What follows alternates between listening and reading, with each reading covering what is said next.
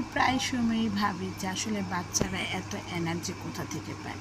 আসলে ওরা সারাদিন এত দৌড়াদৌড়ি, এত খেলাধুলা, হইচই, লাফালাফি করে, তারপরেও ওদের যেন কোনো ক্লান্তি বোধই নাই।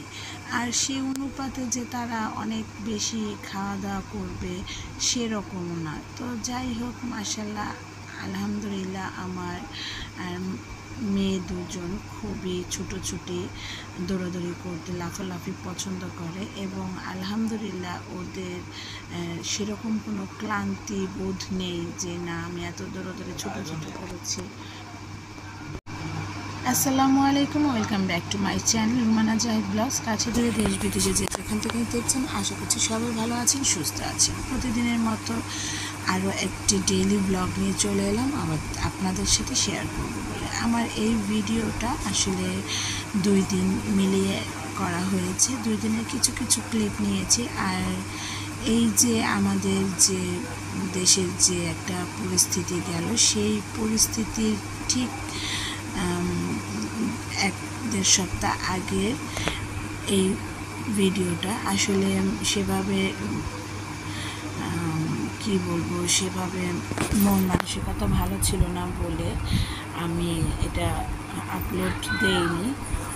শুধু এই ভিডিওটা না, আসলে বলতে গেলে এই কয়দিন আমি কোনো ভিডিওই আপলোড দিইনি, কারণ সেরকম কোনো মন মানসিকতা ভালো ছিল না। তো যাই হোক, এটা হচ্ছে আমার শুক্রবারের একটা ভিডিও। সেদিন আমাদের বাসায় গেস্ট আসার কথা, জিনানের আব্বুর, মানে অফিসের কলিগ আর তার ওয়াইফ। তো আমি কি রান্না করেছিলাম, সাদা ভাত, পোলাও, তারপর রোস্ট করেছিলাম, লাউ চিংড়ি মাছ, আর হচ্ছে রুই মাছ, এরকম মটরশুঁটি দিয়ে ভুনা করেছিলাম।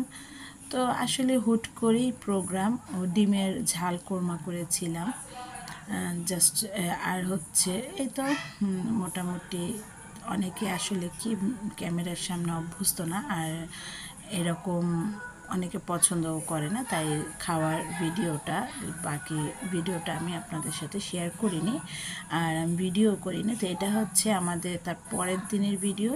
শনিবার আমরা আসলে সবাই মিলে যাচ্ছিলাম পটুয়াখালীতে, কিছু কেনাকাটা করার ছিল, মানে আমার পেজের জন্য।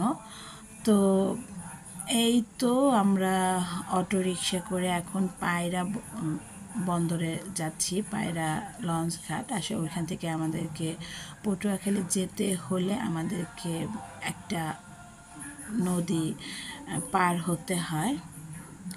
তো এই যাচ্ছিলাম। আর বড়জন তো মানে আমার ভিডিও যারা আগে থেকেই দেখেন তারা জানেন যে বড়জন খুব চকলেট পাগল। তো ও আসলে যে প্লেন কেক যেগুলো বলে, চকলেটের একদম আপাতমস্তক পুরাটাই চকলেটের মোড়ানো, তো ও ওটা নিয়েছিল। দেখেন আস্তে করে সে পকেটে নিচ্ছে যে আমার যখন রাস্তায় ক্ষুধা লাগবে তখন আমি খাবো। তো সেইখান থেকে সে কিঞ্চিত তার ছোট বোনকেও একটু দিয়েছিল। এই তো তারা দুজন খাচ্ছে, বাসা থেকে বের হতে না হতেই তাদের নাকি ক্ষুধা লেগে গেছে। আসলে হচ্ছে সেটা কেকের ক্ষুধা ছিল। এই তো আমরা এখানে খেয়ার জন্য অপেক্ষা করছিলাম। তো আমাদের সঙ্গে আমাদের এক দাদা, সঞ্জয় দা, কম বেশি সবাই পরিচিত, আমার চ্যানেলে যারা আছেন সবাই তাকে চেনেন। তো এই তো আমরা পার হয়ে এপারে এসে আবার অটোরিকশা করে যাচ্ছি। আসলে আমরা পটুয়াখালী জেলার হলেও, মানে মোটামুটি আমরা যেখানে থাকি ওটা একটু ধরতে গেলে গ্রামের মতোই, তবে পটুয়াখালীটা মোটামুটি জেলা শহর যেহেতু, মানে অনেকটা উন্নত। ভালোই লাগলো, অনেক দিন পরে এবার পটুয়াখালী এসেছিলাম। কিন্তু দেখা গেল যে আগের থেকে রাস্তাঘাট, মানে অনেক কিছু অনেকটা চেঞ্জ হয়ে গেছে। মূলত বিশেষ করে যখন রাতে ফিরছিলাম, রাতের ভিউটা এত সুন্দর ছিল, তখন হঠাৎ করে মনেই হচ্ছিল যে, মানে আসলে বলেই ফেলেছিলাম মেয়েদের বাবাকে যে আমরা যদি পটুয়াখালী থাকতে পারতাম তাও হয়তো অনেক ভালো লাগতো। তো এখানে মেলা চলছিল। আসলে আমরা ভেবেছিলাম যে আমাদের কিছু কেনাকাটা সেগুলোও কমপ্লিট করব আর মেলায় ঘুরবো, বাট দুর্ভাগ্যবশত মেলা সেদিনই শেষ হয়ে গেছে। তো আমাদের আর মেলায় চড়া হয়নি, মেলায় যাওয়া হয়নি। তো এই তো আমরা যাচ্ছি। তো এখানে আমাদের আরেক এই জায়গাগুলো আসলে একদম ভিতরের দিকে অনেক সুন্দর, কি যেন একটা লেক বলে, আসলে নামটা আমার মনে নাই। তো এখানে আমাদের সাথে আসলে জিনানের আব্বুর আরেকজন কলিগ জহির ভাই, সে আমাদের সাথে মানে জয়েন করেছে। তো উনি আসলে এখানে সব কিছু দেখাচ্ছিল। আর তারা আসলে মানে একটা বিজনেস শুরু করেছে। আসলে মেইনলি ওইটাকে কি বিজনেস বলে, মানে অ্যাপার্টমেন্টের যেটা। তো ওইখানে আসছিলাম, তখন ভাইয়া বললো যে তাহলে আমাদের এটাও আপনারা দেখে যান, দেখেন ভালো।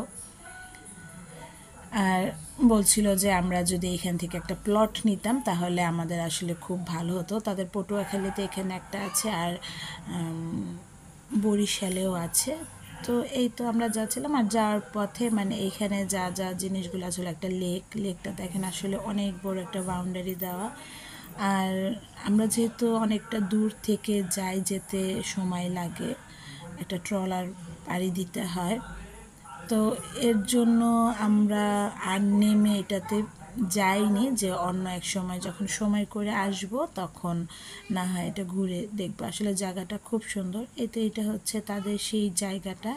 তো আমরা কেনাকাটা করতে যাওয়ার আগে আমরা আসলে এইখানে যাওয়ার পথে এই জায়গাটা ছিল, তাই আমরা সবাই একটু নেমে এখানে দেখে গেলাম। তো আসলে জায়গাটা অনেক অনেক বিশাল। আর ভাইয়া আমাদেরকে তাই দেখাচ্ছিল যে কোথায় কি হবে, কি করবে তারা, তাদের কি প্ল্যান পরিকল্পনা আছে। তো এই তো আমরা ছোটজন ঘুমিয়ে গেছে, তো ছোটজনকে এই তো কোলে নিয়ে আছি।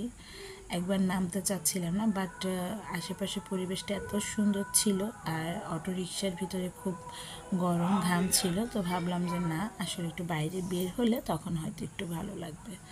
তো আমি, আমার মেয়েরা আর ওদের ফুপ্পি আমরা এখানেই দাঁড়িয়েছিলাম। আর ওই যে দেখেন তারা দুজন যাচ্ছে। আসলে আমার বেশি হাঁটাহাঁটি কেন যেন খুব মানে বেশি হাঁটতে ইচ্ছা করে না, মোট কথা হলো এটা, খুব ক্লান্ত লাগে। তো খুব সম্ভবত তাদের বিজনেসের একটা পেজও আছে, তো সেই পেজে তাদের ভিডিও তারা করছিল। আর আমি তো আমার মতো নিজের মতো করে, কারণ আমি যেহেতু আমার সারা দিন আমি কি করি না করি অনেক কিছুই আপনাদের সাথে আমি শেয়ার করি। তো এই যে এখানে সে তার নিজের মতো করে বড় টুনটুনি হাঁটছিল। তো ছোটজন আসলে ঘুমাচ্ছিল, যদি না ঘুমাতো তাহলে দেখা যেত যে ওর পিছনে আমাকে দৌড়াতে হইতো। তো যাই হোক, কথার মাঝে আমি যে কথাটা সব সময় বলে থাকি, তা আজও বলছি, যদি আমার ভিডিওটা ভালো লেগে থাকে অবশ্যই লাইক কমেন্ট করতে ভুলবেন না। আর যারা এখনও আমার চ্যানেলটিকে সাবস্ক্রাইব করেননি তাদের কাছে অনুরোধ, প্লিজ আমার চ্যানেলটি সাবস্ক্রাইব করবেন এবং আমার পাশে থাকবেন, কারণ আপনাদের ভালো লাগা ভালোবাসা পেয়েই আমি আমার সামনের দিনগুলো এগিয়ে যেতে চাই। আর যখন আপনাদের অনেক অনেক কমেন্টস পাই তখন মানে কাজ করার উৎসাহটা অনেকটা বেড়ে যায়। তো এখন প্রায় কি বলবো, প্রায় রাত 8টার কাছাকাছি। তো আমাদের যেগুলো টুকিটাকি কেনাকাটা ছিল, আমাদের কেনাকাটা করা সব শেষ। তো এখন হচ্ছে আমরা চলে এসেছি হচ্ছে তাদের অফিসে। তো এখানে বসে আসলে ভাই আমাদের জন্য একটু খাবার দাবারের আয়োজন করেছিল। তো অফিসটা আসলে খুব ভালো লেগেছে। আমি ঘুরে দেখছিলাম, সবাই সবার মতো, যে যার যার মতো। এই তো আজ এই পর্যন্তই। আশা করছি আমার আজকের ভিডিওটা আপনাদের ভালো লেগেছে। ইনশাল্লাহ আবার নতুন আরও একটি ব্লগ নিয়ে চলে আসবো আপনাদের সাথে শেয়ার করার জন্য। তো সেই অবধি সবাই ভালো থাকুন।